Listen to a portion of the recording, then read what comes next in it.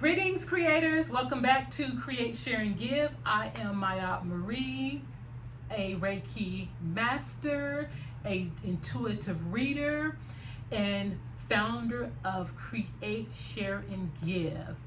So today we're still reading my beloved Harriet Tubman. And today we're going to be on chapter 3. Now this chapter for me was, again, one of the hardest chapters to read.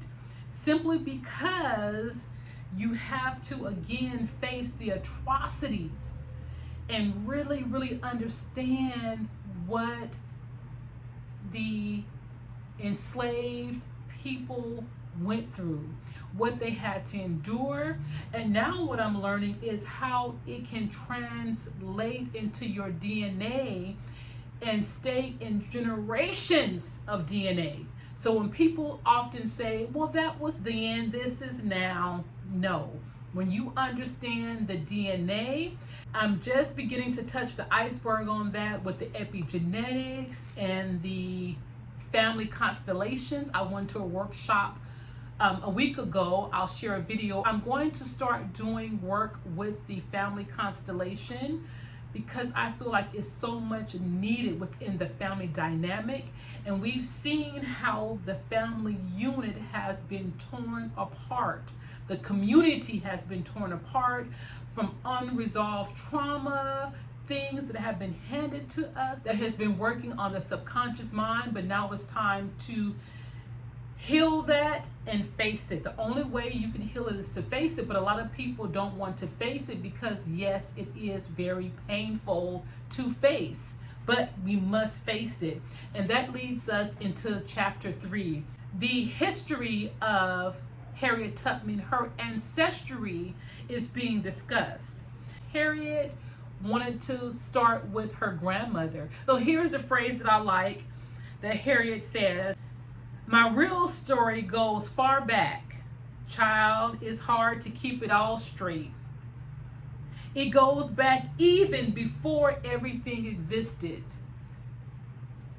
Let's let that sink in. But for now, we'll start with my grandmother. And I had a reading once, and the reader told me that I was here at the beginning of time. Now that is so hard to kind of fathom if it's a new idea for you, if you believe in the reincarnation or your soul's journey who has been here before. That's a lot. It's a lot to take in, and it's only beginning to seep in. So she's saying she's been here before, which makes sense to me because being a primordial being, the mitochondria Eve, which is the first woman of creation that scientists of this day can go back to, is the mitochondria Eve, which is from a black woman. Learned about that. It became a little clear to me why sometimes they think that the black woman is the most disrespected and unprotected group of women, which makes it astounding because if you are creator of everything, of everyone, every life existence came through my womb, then I am the creator, the generator. So back to Harriet Tubman's story, she's going into her grandmother's story and going into the diaspora, which means literally to scatter about. We're starting from the people that were stolen from their birthplace, their motherland, where their ancestors had lived for thousands of years in unity, and maybe so not in total unity, because I'm sure in every culture by human nature, there was some adversity within each group. But nevertheless, your culture had been stripped from you, how to take care of your hair, how to take care of your skin, that self-love that was beaten out of you from the colonizers, all of that. Imagine being stripped from your family, everything you've known. And do you think that's going to leave you within 1 or 2 or 3 generations? Think about that. So they're talking about her grandmother, which is named Modesty. Now, Modesty is said to come from the Ashanti people in Western Africa. Her great-grandniece went to West Africa to do ceremonies honoring Harriet Tubman. And during her time there was a statue that they honored Harriet Tubman with. And in that pilgrimage back to the motherland, they wrote stories, they lit candles, they did ceremonies, walking backwards to the water to take back their power, to honor the ancestors. And I understand what they were doing here, because when I went to several slave plantations in Louisiana, I felt the need to do the same thing. I had to get on that land and connect with those ancestors and go back and heal as much of that and make peace with it in order to move forward. And until we move forward, we're never going to heal in this country and in the world. And we can take that even within our own families. Unless we heal from our trauma, there's really no way to move forward. So that's part of the message here, how we can take that and apply that in our everyday lives within our communities and with our family unit. That's my takeaway anyway. So Spring goes on to say, this wound is so painful. The wound that have separated people, who have been lied to about their culture, who've been brainwashed. No one has ever been held accountable for that atrocity. So it's very hard to heal from something if there's no peace being made. Some people don't even realize, won't even admit the history. That's why in Florida they're trying to take it out of the school book so that eventually they can stop talking about it, but the wound and the residual pain and trauma still exists here today. So this was a really powerful but sad part of the history. There's no need to feel sorry or sad.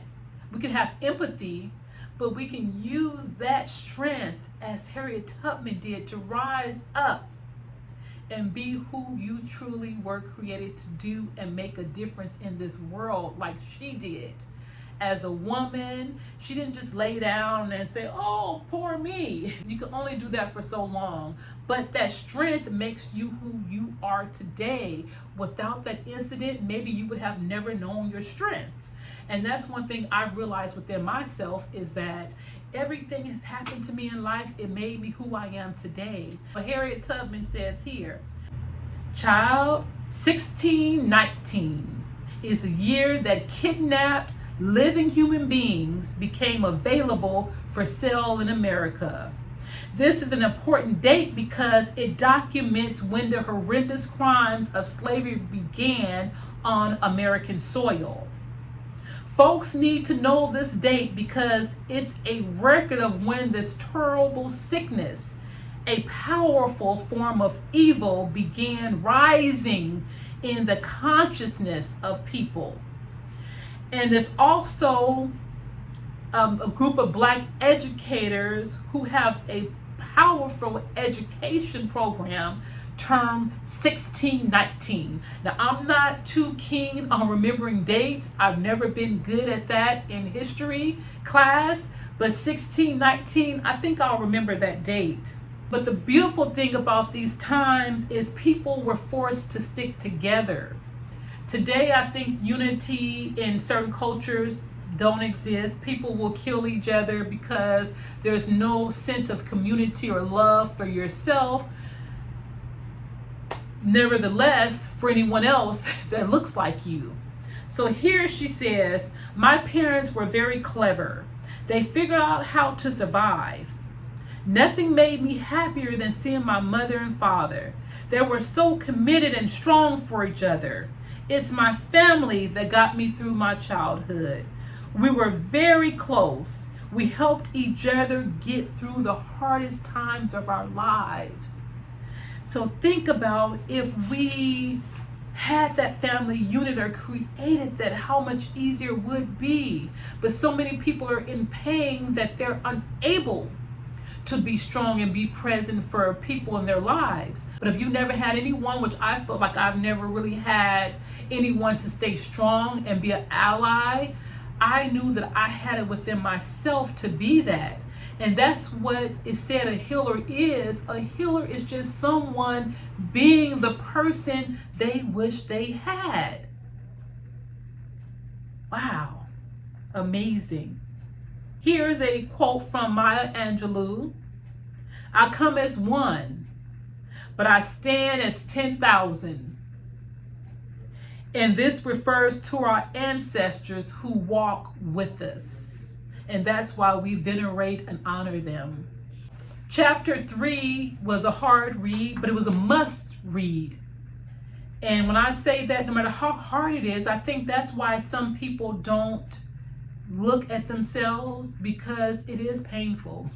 Shadow work is not easy to have to admit you've done wrong, or you've hurt someone, or you thought a way that you realize now isn't the way to think, be, see, or do. But you must pass through that to get to the other side of the healing and the brightness and the able and being able to go and give back and help others. So I think this is where most people get stuck in the pain. They don't want to think about it. I don't want to talk about that anymore. But you must, because it must be resolved. There's no other way around it. You have to make peace with it, make better choices, and move on. So this chapter is encouraging us to look within, acknowledge where there may be pain or trauma hiding, and dig it up and dig it out. Spring suggests that we pray, say a prayer for the ancestors. If you feel overwhelmed with the atrocities from the family lineage and the suffering from generations, say a prayer to them, say a prayer for them, and that will really help you get through. So let's end it with this prayer for chapter 3. On the behalf of Harriet's grandmother, who represents all of our grandmothers, I pray to the Great Spirit. I pray for the healing of all greed, hatred, and delusion that will cause human beings to be harmful to one another in this way. By staying present with all the suffering of countless victims and descendants of the slave trade, may we bring forth the compassion needed to heal this overwhelming pain and trauma. Thanks for watching. Until we meet again, take care.